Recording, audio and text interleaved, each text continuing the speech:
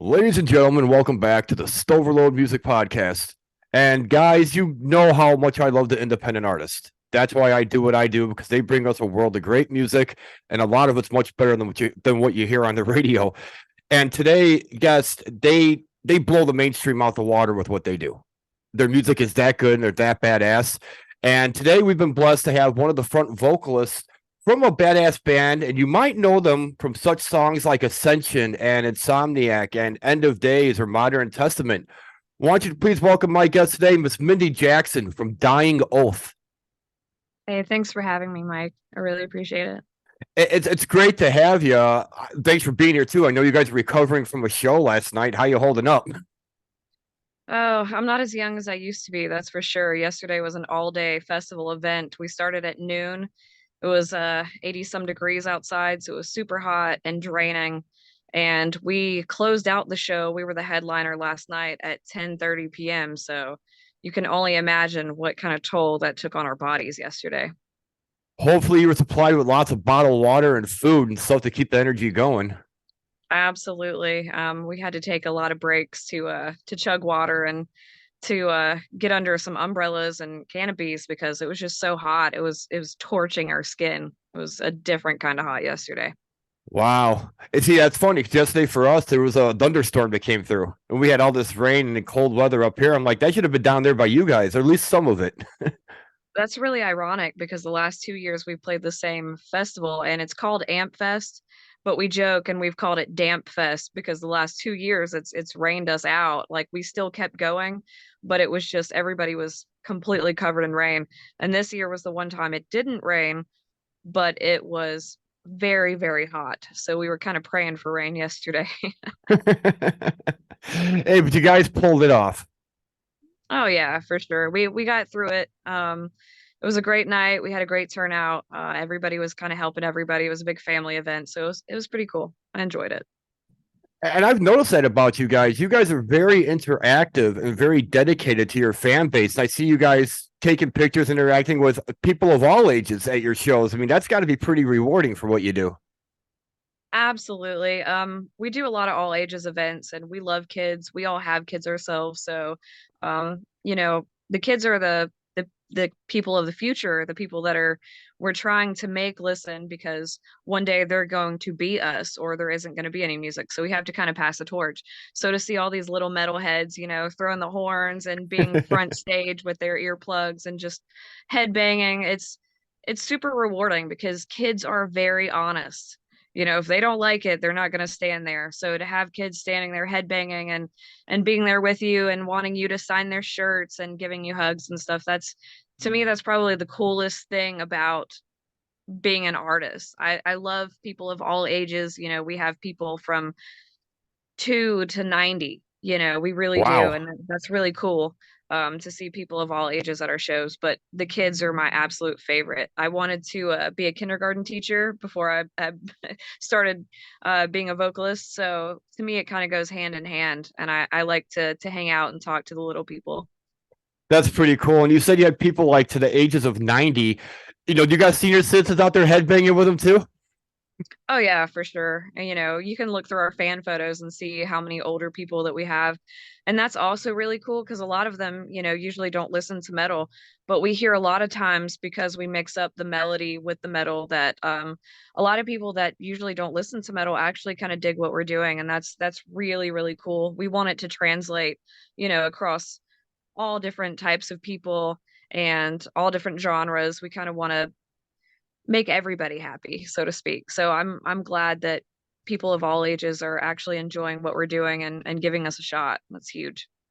And it's great work. I love the way you and your other singer, forgive me, I haven't learned his name by heart yet, but you guys do an amazing job bouncing back and forth between the styles. It's amazing at the same point.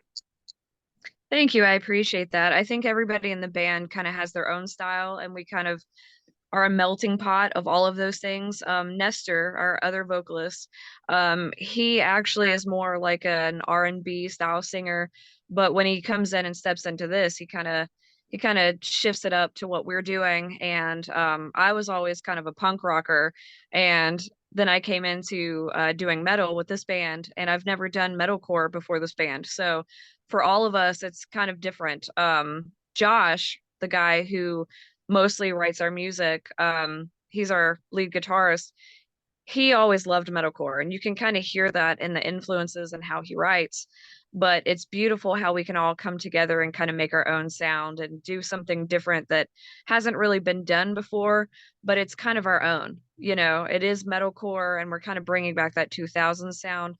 But at the same time, if you listen to my vocals, you listen to Nestor's vocals, you listen to our bass and how things are written, it's really a melting pot of like 5 or 6 different styles, but it's ours at the end of the day. Yeah, and it's damn well appreciated. I mean, you could tell by the response of your fan base and all the people that just love your work. I mean, it's something very special that's speaking out very loudly. I really appreciate that. We want to kind of bring back that 2000s metalcore sound. That's what we have aimed to do since the beginning. But at the same time, there's so much modern work that we're putting into it and so many influences that we have now as adults that we're also meshing into that. And I really think that it is translating. I think that people are really listening because it is unique, but it's also kind of familiar at the same time. It's a little bit euphoric, a little bit modern. And I think Yeah, that's why so many people dig it. yeah, and it's you guys are that kind of band that you put out such good work that right when one new single will drop, people, I even myself, that's not enough.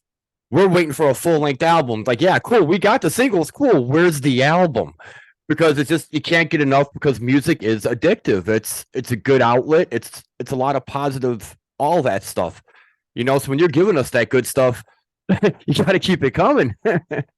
Hey, that's amazing. I'll take that. I think we kind of started out at a rough time. It was right before COVID hit, and then COVID hit and all that. And we started working around the clock in the time that we had because we couldn't play a lot of shows. And so we have a good amount of songs on the back burner right now. I think we've got 12 or 13 songs that we have under our belt that we're trying to perfect and make sure that it's exactly what we want. But at the time, putting out singles is kind of where it was at because you needed that extra promo for each single and each story to tell itself because you couldn't go out and play shows and promote albums at the time. So we're kind of evolving to the times and how things are working now. And I think the goal right now is to put out a 4 or 5 song EP for you guys, along with, some of those singles that we've already put out. I think eventually we probably will put out an album. I think it just at the time and where we started, it just wasn't a good move on our part because we wouldn't have enough promo. You put out one album and then that only lasts a couple of months. And then you've got to put out more work and you've put out everything that you've done at that point. So for us to put out a song that gives us like 3 or 4 months of promo, you put out another song that's 3 or 4 months of promo and it holds you over so that we can go in the back seat and really write more stuff that we think is going to be great. Not to mention when you put out a single at a time, you can kind of evolve and see the progress with each single as opposed to if you put out an album, it's all kind of on the same plane, if that makes sense. Yeah. So I think that even though we have 12 or 13 songs, the more we write, the more we tour, the more we work together as a unit, all of these songs have evolved. So the version of Ascension that you guys saw in this version that we put out with the single is not at all how it started. I think it's progressed beautifully. I think with Nestor coming in and putting his tone to it, he wrote some extra parts that just made it so much better. And so for us, you can really feel that evolution and that elevation with each single. So that's kind of what we're doing, but I think we're gonna put out a handful of songs for you guys next so that you do have more, but we can still do that extra promo and right behind the scenes. So we're kind of finding that medium, if that makes sense. Well, it's good you guys found a way to stay consistent though, even through the pandemic, because a lot of people it was limbo. That's the nicest way to put it. It was limbo for bands because you could, like you said, you couldn't go out, you couldn't tour, you couldn't do shows. And if you could, it was very limited. So you had to make the best of it. And you guys stayed consistent. And then when the doors opened up, you pretty much kicked them down. Absolutely. I think, everybody kind of got scared at the beginning, but we're in this because we love to do this. It's not because we like only playing shows or we only like writing music. It's the entire package for us. And so when we couldn't play shows, in the back of our heads, we're like, well, what if we can never play shows again? Because nobody knew what was going to happen. So we're like, well, what's the next best thing we can do? And that's going into the studio and writing. So we really reflected on what we wanted to write about, how we felt at the time, and we really used that pain and that stop on all the things that we loved to push forward in other areas. And we started seeing a rise in the algorithms and started seeing a rise on social medias because that's all people could do is sit at their house on a screen. And so we used that to our advantage. And we said, okay, well, we're going to do more social media. We're going to do more promo. We're going to do more content. And that's what we did. And that really helped us now because even though everything's opening up, you still need that content. You still need that promo. So we're finding that balance between really going back out and playing these big shows that are targeted to new areas for us to elevate us. We're also staying back and doing all of the social medias. Before, we didn't have TikTok, we didn't have things like that. We were just specializing in one social media, and now we're kind of finding out how to do all of the other ones and kind of finding that medium between how much we need to work outside the box on content and how much we need to go out and tour. And that's a hard thing to do because you just want to tour. All bands just want to go out and, be with our fans and play music. And we absolutely love that. But at the same time, we've got to find time to do all the other things that are going to push us forward. And you guys are obviously doing something right because things are working out very, very well for you. And hats off to you for it. One song that's my favorite of yours is Ascension. I really love the video and the song. It's a badass song all around. And I was watching the video and there were some questions I had about it. When you're filming a video like this and you got to burn a house down or make it look like it's going to be burnt down, how did you guys go about that? I mean, you had to find some place run down and just like get permission, or was that like a lot of CGI? Well, no, it was real burning. So we wanted it to look like we were standing outside of something that burnt down. So they really went and burnt some wood and, they did the whole thing. We were standing in fire while we were playing out there in the wind. So it wasn't a lot of fire, but they spread it out to where we could stand in it and it looked realistic. But all of that was actually real. Shout out to Brando Jones Films for really nailing it because I had an idea of like how I wanted things to be, how I wanted to look. The song is actually a chapter out of my real life, things that happened to me in my life. And so I wanted it to kind of be like a revenge thing because I'm not a revengeful person, but that's kind of my way of seeking my revenge and getting my payback is writing songs about things that happened. But I had a vision of how I wanted it.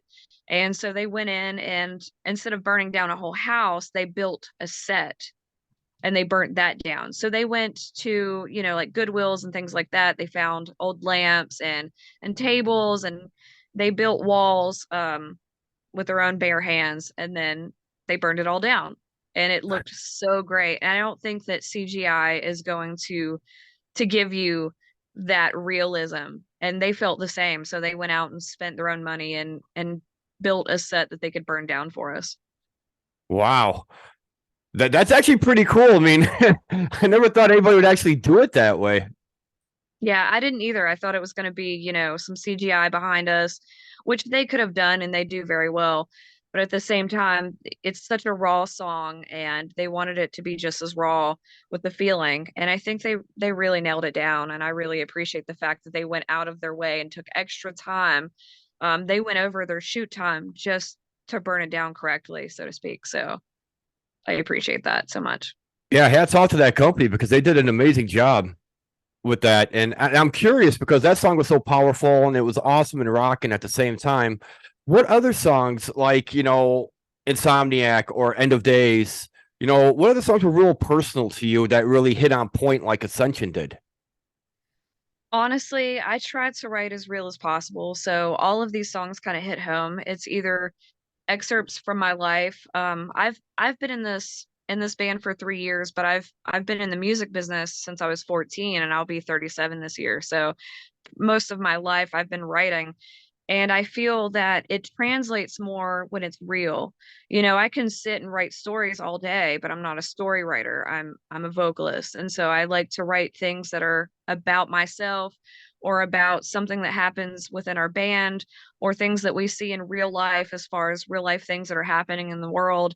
And we try to take subjects that most people usually won't touch, things that are difficult to write about as far as abuse, sexual abuse, things that are going on in the world, as far as politics and things like that, and make it our own.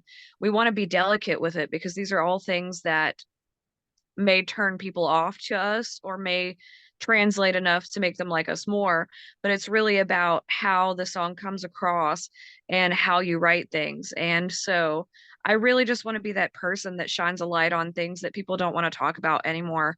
And this song was directly about an abusive situation that I was in, and I wanted to help people get out of that situation and be a voice to people that are scared to move on from those situations, because I think it's important, no matter if you're male, female, kid, adult, it doesn't matter.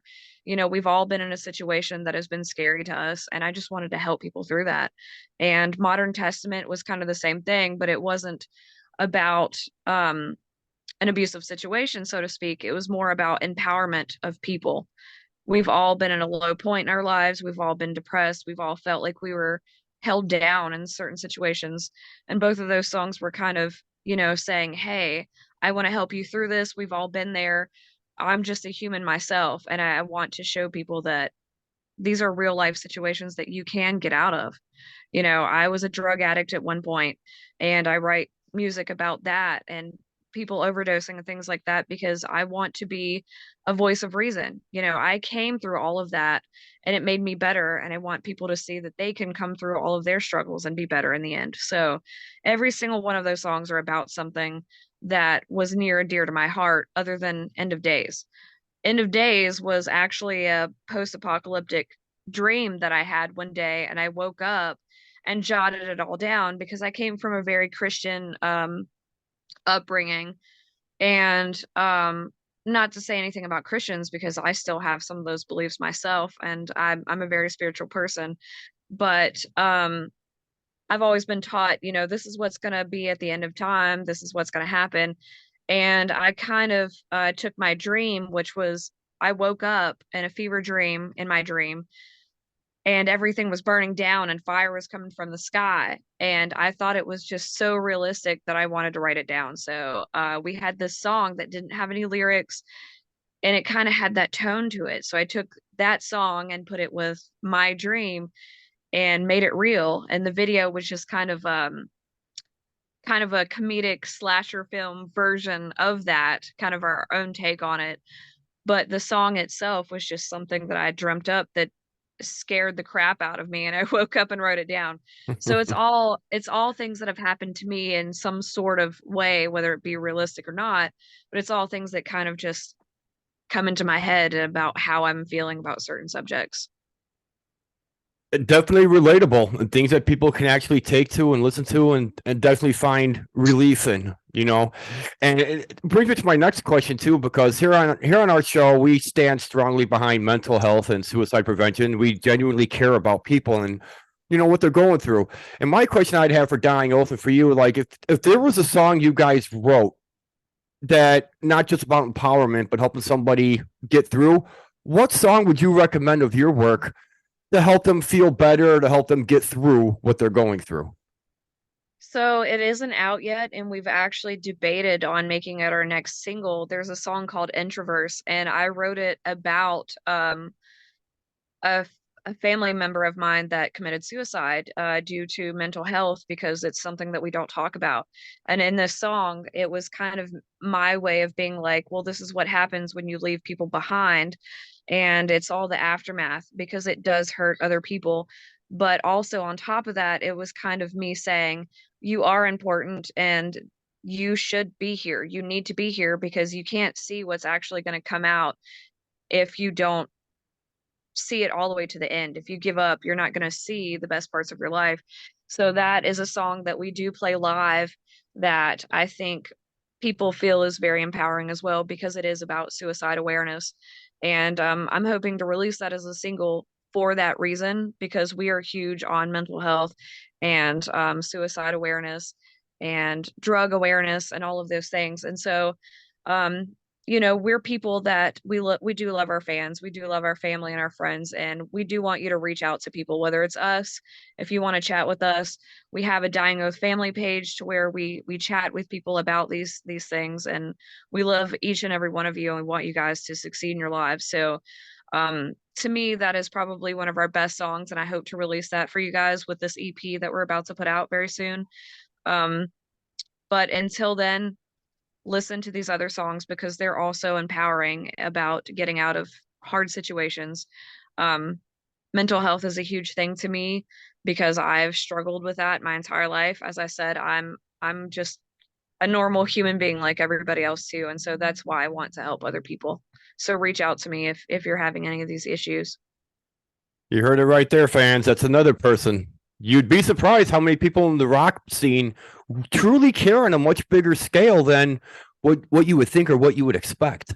That's the great thing about rock and metal or whatever genre you want to call it. I think it is a place for us all to kind of vent our pain and to be a shoulder for one another. That's why I think the metal scene and the rock scene and a lot of these other scenes, you see it in the rap scene as well, I think that we all kind of rely on each other because we all translate these same feelings. We all are feeling these same things in life, and that's why we enjoy this music so much, because a lot of it is about our pain and frustration. It's an outlet for us to tell you our stories, and the fact that you guys listen and tell us your own stories and how it helped you is a big part of why we do this in general and why we want to keep going, because there's so many times that we as a band wanted to give up because we were going through our own struggles within the band, but we continue to do it because this not only helps our mental health, but we see how much it helps yours, and we want to be an outlet for you guys as well. So we really truly do this for you all. God bless you for that, because that is awesome. Very awesome. I love hearing stuff like that. So we're at a point in the show where this is going to be a fun question to ask today because I think you've pretty much covered everything I could ask. But Okay. we give this opportunity called The Floor is Yours. And if there's something special you want to say to your fans or new listeners or anything like that, what would you like to tell them? As cliche as it sounds, first off, I want to thank you, because without media outlets, there's no way that people actually get to know us as human beings. All they get to hear is our music and hear us live, and it's not the same because a lot of people can't come out to a show and see us one on one. So thank you to all the media outlets, especially yourself, for having me on and letting us talk about all of these issues and how we actually feel as humans. We couldn't do it without you guys. Um, I want to say thank you to all of our fans, because we wouldn't have a fan base at all to listen to our music, to listen to our interviews, to come out to shows, to help us put merch out, to help us get on the road. You guys have literally done all of this for us and more, probably more than you guys know, just with your conversations and reaching out to us and telling us how much we've helped you and taking photos with us and sending us these sweet messages that you guys send every single week. We do this for you. We wouldn't be what we are without you. We couldn't have made it this far without you, and we wouldn't want to be without you, because you're the reason why we do it. So we love you.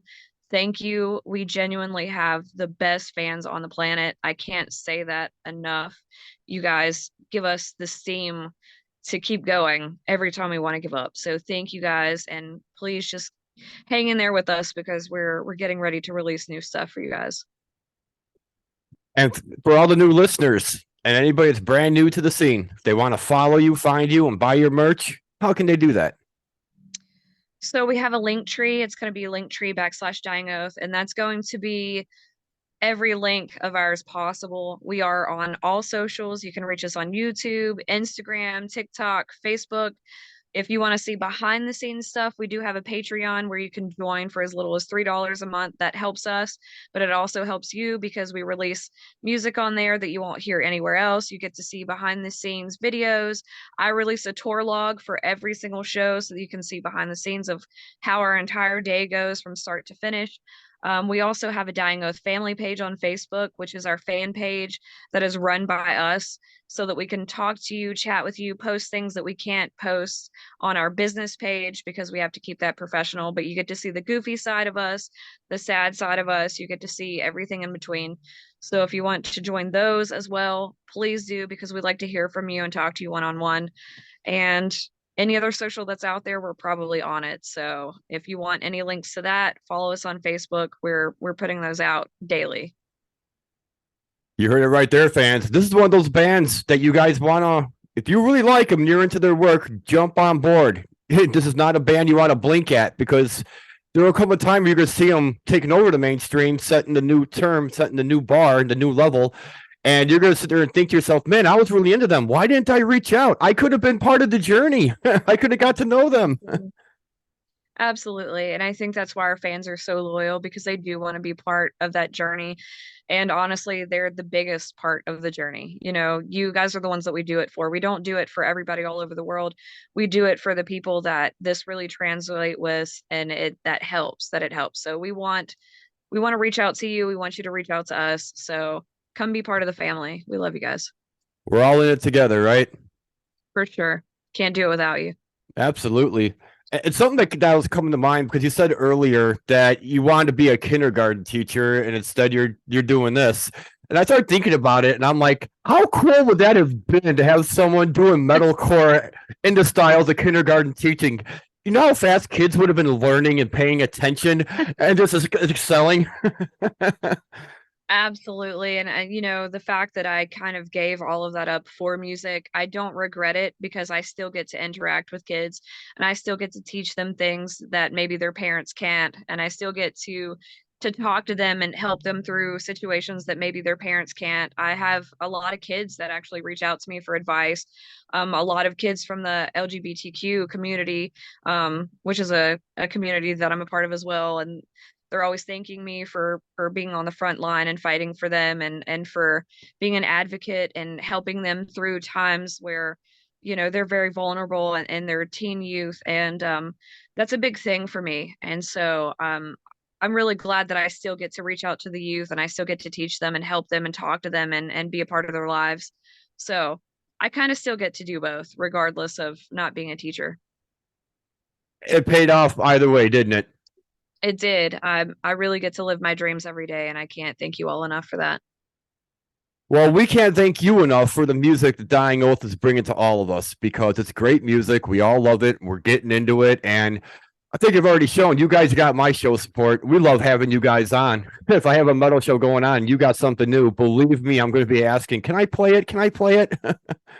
I really appreciate that. And, you know, that kind of mentality is what has made me follow you since your early days of your career. I've been following you ever since, because you're actually one of my favorites. I feel like you're really pushing to help bands get into the mainstream, and that you're really an advocate for media outlets helping the underground bands. So I really appreciate what you're doing. I will always have your back. I'm always going to be a follower. And I just want to thank you for being part of the Dying Oath family, because you've really helped us out a lot in the last couple of months. Well, I thank you for that. I guess maybe what we have in common then is that, you know, you're helping out people through your music. My show is here to help out bands, but we're also leaving the door open to help those who are struggling with mental health and other things. So it all just kind of comes full circle. We're all in it together. Absolutely. And that's the way it should be. Absolutely. Well, fans, you know how the saying goes, all good things must come to an end. And sadly, we're hitting our mark. But Mindy, thank you so much for taking some time out to come talk with us. Let us get a little bit of a reality interview with you and have some fun and just get to chat with you. Absolutely. I've had an absolute blast with you guys, and I love listening to the show. I'll continue to tune in and to share your stuff, and I really hope this blows up for you, because you deserve it. So thank you for everything. Well, thank you. Well, fans, that's all the time we got for this week. But again, I want you to take your time out and go find their website, join their Patreon if you can, get a t-shirt, a CD, something. I always tell you, it's not a reality unless it's in your hands. Until then, I'm your host, Mike Stover. This has been the badass Mindy Jackson from Dying Oath, and we're out.